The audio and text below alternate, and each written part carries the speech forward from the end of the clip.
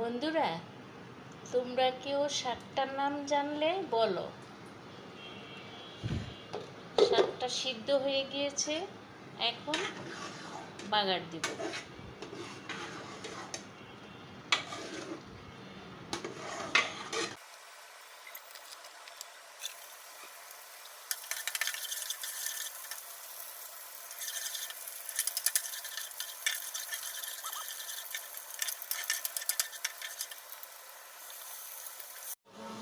আজান দিয়ে ফেললো, শুকনা মরিচ দিতে ভুলে গিয়েছিলাম।